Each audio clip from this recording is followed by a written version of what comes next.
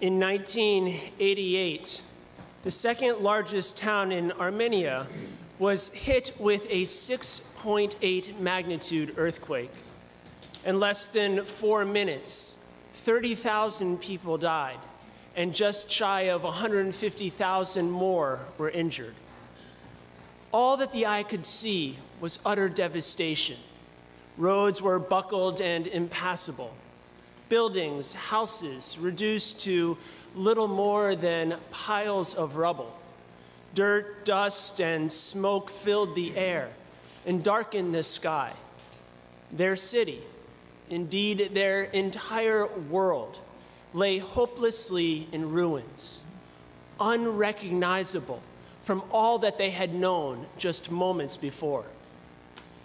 With some difficulty, after some time, a group of parents made their way to a school, which had also collapsed. Just one more indistinguishable mountain of debris in the midst of so many other mountains. And immediately they began to mourn the loss of their children who were buried inside.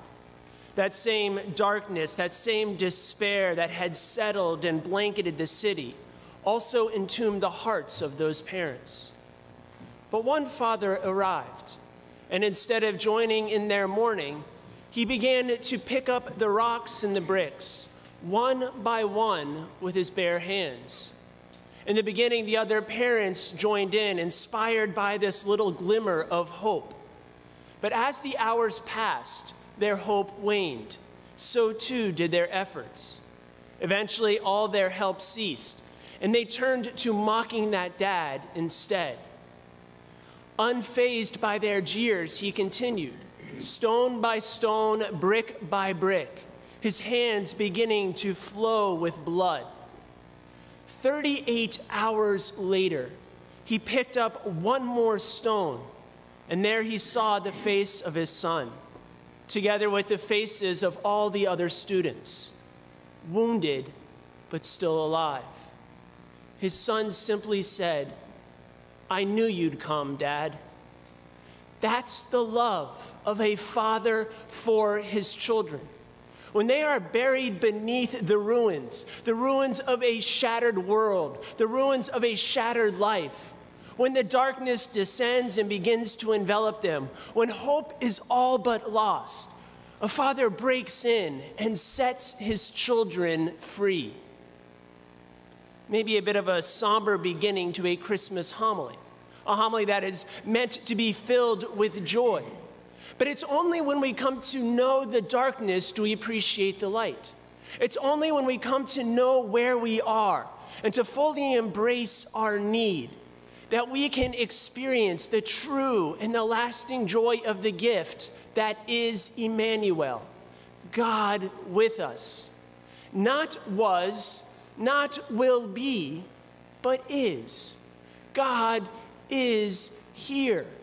He is the light that is breaking into the darkness. He is the hope that is breaking into the despair. He is the hands that is breaking into the ruins under which we are buried. The ruins of a life, the ruins of a relationship, the ruins of a dream that is no longer recognizable, or perhaps has not yet materialized as we hoped it would be. He could have been like all those other parents. He could have given up.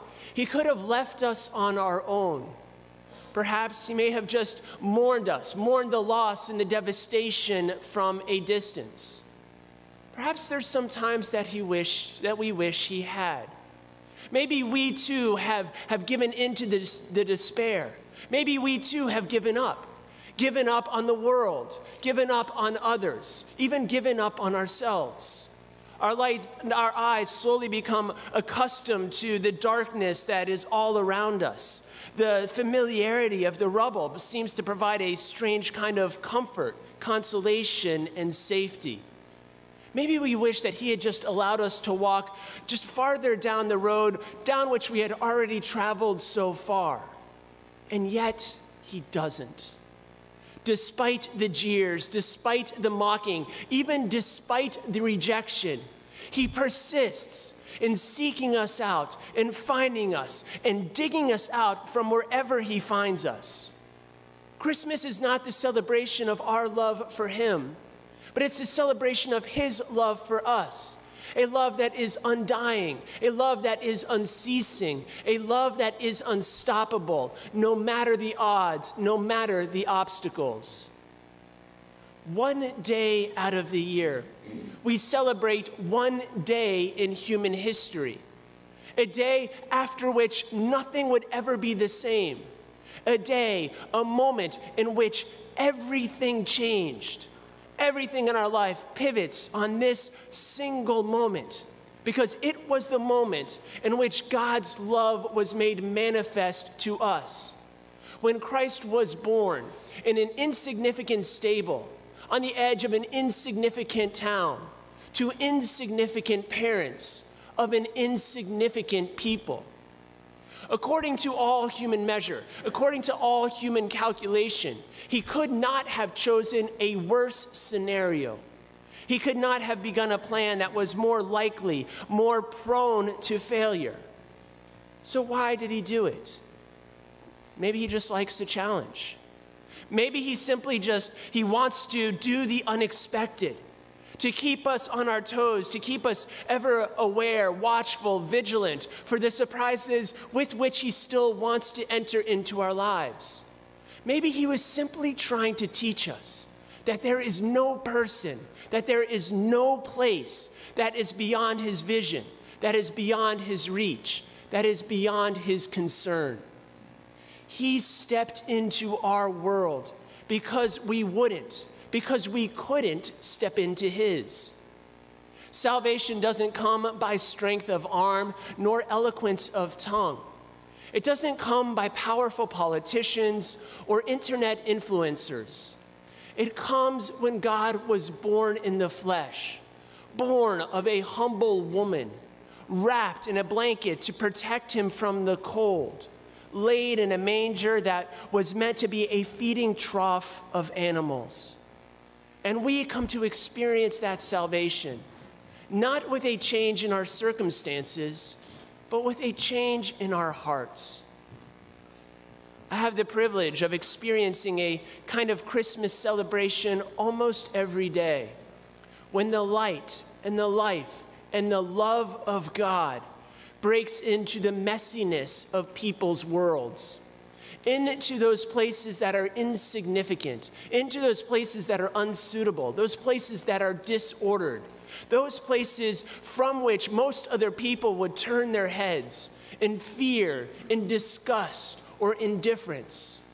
Those places are precisely the places where Christ wants to be found, where he breaks into those stables, those messy places of our lives. No matter what it is that is weighing upon our shoulders, no matter if it's sin or sorrow, no matter if it's our past or our present, no matter if it's the problems in our hearts, in our homes, or in the world, whatever it is that is weighing upon us, whatever it is that is crushing us, is not crushing him. Rather, he shows up and he begins to pick it up one brick, one stone at a time, until he finds his child that is buried so deep within, his beloved sons and his beloved daughters, and he looks at them face to face. Christmas is a reminder that we are a people of hope, hope that is guaranteed, not by our strength, not by our doing, but a hope that is guaranteed by the love of God. A hope that allows us to continue to say, no matter how much time has passed, no matter what our circumstances are, it allows us to say, I knew you would come, Dad.